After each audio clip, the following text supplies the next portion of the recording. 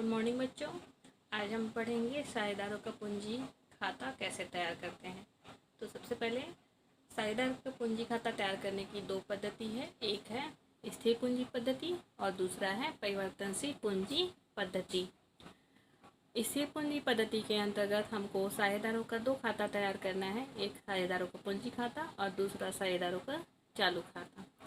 परिवर्तनशील पूंजी पद्धति के अंतर्गत केवल हमको एक ही पूंजी खाता तैयार करना है, साझेदारों का पूंजी खाता। अब हम देखते हैं कि इसका प्रारूप।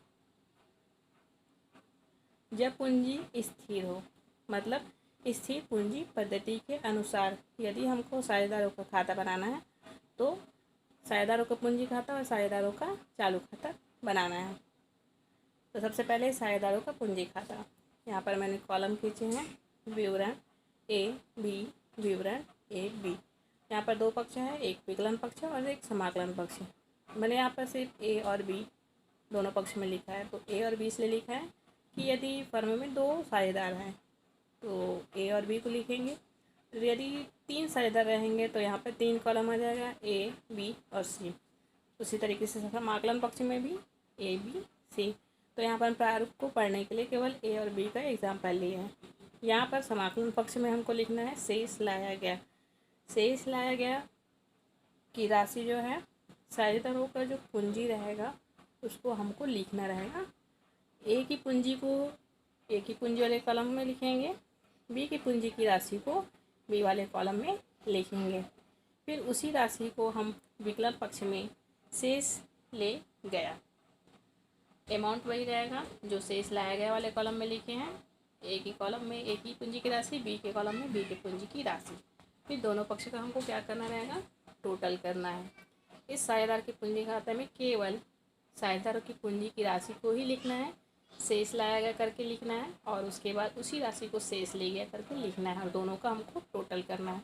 इस पूंजी खाता में और कुछ भी मदों को नहीं लिखा जाएगा। इसके बाद देखेंगे हम साझेदारों का चालू खाता। तो यहाँ पर सबसे पहले हम समाकलन पक्ष में आ जाते हैं। विवरण वाले कॉलम में लिखा हुआ है शेष लाया गया। तो यहाँ पर शेष लाया गया कौन सी राशि लिखेंगे, जो साझेदारों का जो चालू खाता की राशि जो दी रहेगी उसको हमको लिखना है शेष लाया गया में ए और बी वाले कॉलम में। उसके बाद मैंने लिखा है पूंजी पर ब्याज। तो यहाँ पर साझेदार जो पूंजी लगाए रहते हैं उस पर पूंजी पर ब्याज जो उनको प्राप्त होता है उसको हमको लिखना है ए वाले कॉलम में और बी वाले कॉलम में। उसके बाद मैंने लिखा है वेतन कमीशन। तो यहाँ पर दो साझेदार हैं ए और बी। यदि प्रश्न में दिया रहेगा कि साझेदार दोनों साझेदार या किसी एक साझेदार वेतन पाने का अधिकारी है, तब हम यहाँ पर वेतन के मद को लिखेंगे और ए और बी में उसकी राशि को लिखेंगे। यदि केवल एक ही साझेदार को वेतन दिया जा रहा है तो एक ही साझेदार के कॉलम में लिखेंगे। यदि दोनों साझेदार को वेतन दी जा रही है तो दोनों साझेदार के कॉलम में लिखेंगे। उसके बाद मैंने लिखा है कमीशन। तो कमीशन के बारे में भी प्रश्न में दिया रहेगा कि कौन से साझेदार को कितना प्रतिशत कमीशन जो है देना है। तो जिस साझेदार को कमीशन देना लिखा रहेगा उसी साझेदार को हमको कमीशन देना है। यदि ए को कमीशन दिया अगर बोला है तो ए के खाता में हम लिखेंगे, है ना। और यदि बी को कमीशन देना लिखा रहेगा तो हम बी वाले कॉलम में कमीशन की राशि को लिखेंगे। उसके बाद मैंने लिखा है लाभ हानि खाता, ब्रैकेट में लिखा है लाभ। तो ये लाभ हानि खाता कौन सा राशि होगा, जो हम लाभ हानि नियोजन खाता तैयार किए रहेंगे उसमें यदि साझेदारों को लाभ होता है तो उस लाभ की राशि को हमको समाकलन पक्ष में लिखना है, दोनों साझेदार के राशि वाले कॉलम में। फिर उसके बाद मैंने लिखा है शेष ले गया। तो ये शेष ले गया वो तो हमको लास्ट में लिखना रहेगा। अब उसके बाद हम देखते हैं विकलन पक्ष में शेष लाया गया। अब यहाँ पर सोचोगे कि समाकलन में भी शेष लाया गया है और विकलन में भी शेष लाया गया है, कैसे हो सकता है। तो प्रश्न में यदि दिया रहा होगा कि चालू खाते का शेष विकलन है तो हमको विकलन वाले पक्ष में लिखना है। यदि चालू खाते का शेष समाकलन में है तो हमको समाकलन वाले कॉलम में लिखना है। अब उसको विकलन में शेष अगर बता रहा है तो शेष लाया गया विकलन पक्ष में लिखेंगे। दोनों साझेदार का अगर विकलन शेष है राशि तो दोनों साझेदार के खाता कॉलम में लिखेंगे। उसके बाद आहरण, तो यदि दो साझेदार में किसी एक ने आहरण किया होगा तो एक ही साझेदार के कॉलम में लिखेंगे, और यदि दोनों साझेदार फर्म से कुछ राशि आहरित करते हैं तो दोनों साझेदार के कॉलम में उस राशि को लिख दी जाएगी। यदि आहरण पर ब्याज प्राप्त हुआ रहा होगा फर्म को तो उस राशि को हमको दोनों साझेदार के कॉलम में लिखना रहेगा। उसके बाद मैंने यहाँ फिर से लिखा है लाभ हानि खाता, ब्रैकेट में लिखा है हानि। तो यहाँ पर लाभ हानि खाता में यदि साझेदार को हानि हुआ रहा होगा तो उस राशि को हम साझेदार ए और बी के कॉलम में राशि को लिखेंगे। अब उसके बाद यहाँ पर मैंने फिर से लिखा है शेष ले गया। अभी जो दोनों तरफ शेष ले गया लिखा हुआ है इसको अब मैं समझाती हूँ कि किस तरीके से दोनों तरफ लिखा गया है।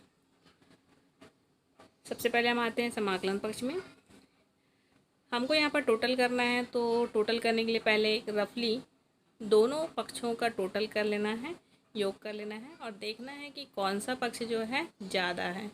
मान लेते हैं यहाँ पर समाकलन पक्ष से यदि ज़्यादा है, ए और बी के खाते का समाकलन पक्ष ज़्यादा है, तो उस परिस्थिति में हम शेष ले गया जो है विकलन पक्ष में लिखेंगे।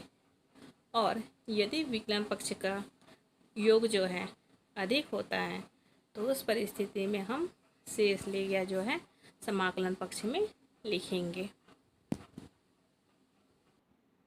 यहाँ पर मैं एक चीज़ और बता देती हूँ कि ये जो है साझेदारों का चालू खाते का केवल प्रारूप है। इस प्रारूप को हमको याद रखना है और उसके अकॉर्डिंग ही हमको चालू खाता बनाना है। ज़रूरी नहीं है कि प्रश्न में सारे मदों का उल्लेख हो। प्रश्न में जिस भी मद का उल्लेख रहा होगा उसी मदों को हमको लिखना है, और जिन मदों का उल्लेख प्रश्न में नहीं होगा उसको हमको नहीं लिखना है। हमको सिर्फ प्रारूप को अच्छे से याद करके रखना है कि कौन से मद जो है विकलन पक्ष में आएंगे, कौन से मद जो है समाकलन पक्ष में आएंगे। तो यहाँ पर हमको ये याद रखना है कि साझेदारों को जो भी राशि प्राप्त होगी उसे साझेदारों के चालू खाता के समाकलन पक्ष में लिखा जाएगा, और साझेदारों के द्वारा जो भी राशि का भुगतान फर्म को किया जाएगा उस राशि को हम विकलन पक्ष में लिखेंगे। जैसे पूंजी पर ब्याज साझेदार को प्राप्त होगा, वेतन, कमीशन ये भी साझेदार को प्राप्त होगा। अब यहाँ पर लिखा मैंने लाभ, लाभ हानि खाता का लाभ, तो लाभ हुआ होगा तो साझेदार को प्राप्त होगा। तो ये तीनों चारों मदें जो है साझेदार को प्राप्त हो रहा है, तो उसको हमने कौन से पक्ष में लिखा है, समाकलन पक्ष में। और साझेदार जो है फर्म से आहरण करेंगे तो बाद में आहरण की राशि को फर्म को देना होगा, मतलब एक प्रकार से साझेदारों के द्वारा खर्च की जा रही है, आहरण की राशि को वापस देंगे तो, और उसी के साथ में आहरण पर ब्याज भी हमको देना पड़े फर्म को, मतलब साझेदारों के द्वारा आहरण और आहरण पर ब्याज की राशि को भुगतान करना होगा फर्म को। फिर मैंने लिखा है लाभ हानि खाता हानि, तो यदि हानि होती है तो साझेदारों में बांटी जाती है। तो इस प्रकार से ये तीन मद जो है विकलन पक्ष में लिखा जाएगा। यहाँ पर याद रखना है कि हमको पहले दोनों पक्षों का टोटल करना है, और जो पक्ष अधिक होगा राशि उसके विपरीत पक्ष में शेष ले गया लिखा जाएगा और योग जो है किया जाएगा। आगे हम अब देखेंगे परिवर्तनशील पद्धति के आधार पर साझेदारों का पूंजी खाता कैसे तैयार होगा। अब यहाँ पर दूसरा है हमारा, यदि पूंजी अस्थिर हो, परिवर्तनशील पूंजी पद्धति है ना, तो उसके अंतर्गत में साझेदारों का केवल एक ही खाता बनाया जाएगा जो है साझेदारों का पूंजी खाता। इसमें भी हम प्रारूप को देखते हैं। दो पक्ष हैं, विकलन पक्ष और समाकलन पक्ष। विवरण ए बी, विवरण ए और बी।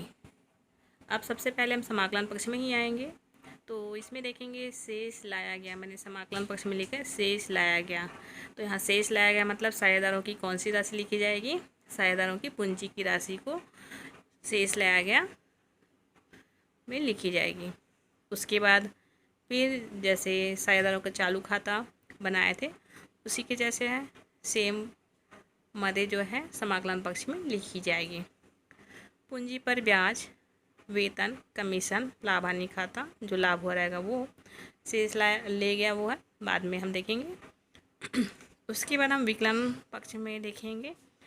यहाँ पर है आहरण, आहरण पर ब्याज, लाभ हानि खाता जो हानि हुई रही होगी, और फिर लिखे हैं शेष ले गया।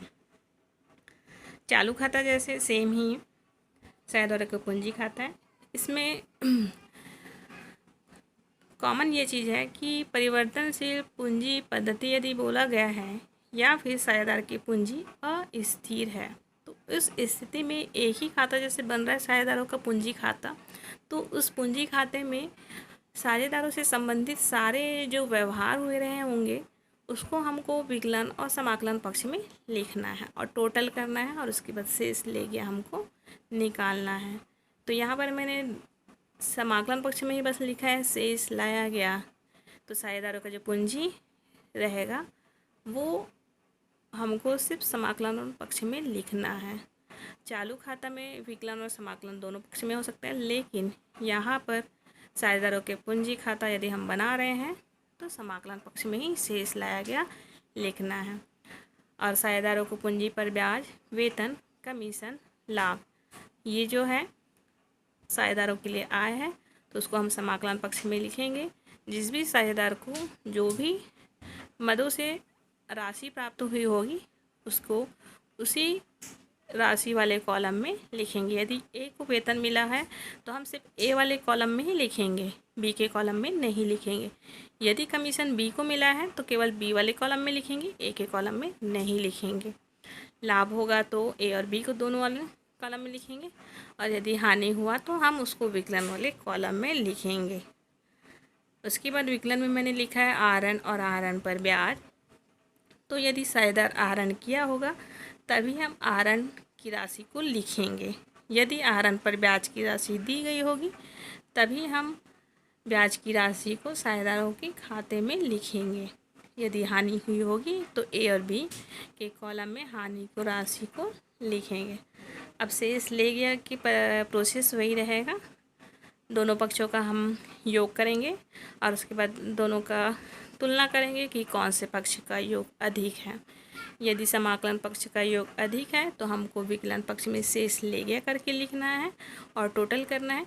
यदि विकलन पक्ष का योग अधिक है तो हमको समाकलन पक्ष में शेष ले गया लिखना है और उसके बाद उसका टोटल करना है। तो इस प्रकार परिवर्तनशील पूंजी पद्धति के अंतर्गत में केवल एक ही खाते जो है बनाने हैं हमको, वह है साझेदारों का पूंजी खाता, जिसमें सारे मदों का उल्लेख विकलन और समाकलन पक्ष में किया जाएगा। एक बार मैं फिर से रिपीट कर देती हूँ। दो पद्धति है, स्थिर और परिवर्तनशील। स्थिर में दो खाते बनेंगे, साझेदारों का पूंजी खाता जिसमें सिर्फ पूंजी की राशि लिखी जाएगी, और दूसरा है साझेदारों का चालू खाता जिसमें पूंजी की राशि को छोड़कर बाकी राशि को लिखी जाएगी। और परिवर्तनशील पूंजी पद्धति के अंतर्गत में केवल एक ही खाता बनाया जाएगा, साझेदारों का पूंजी खाता, जिसमें समस्त मदों का उल्लेख उसी एक खाते में तैयार लिखा जाएगा। अब इससे संबंधित हम एक सवाल देखेंगे और उसके बाद फिर सवाल यदि हल नहीं हो तो उसको पूछ सकते हैं। तो प्रारूप जो है आप लोगों को समझ में आ गया होगा, और यदि नहीं समझ में आया हो तो मुझसे आप पूछ सकते हैं। धन्यवाद।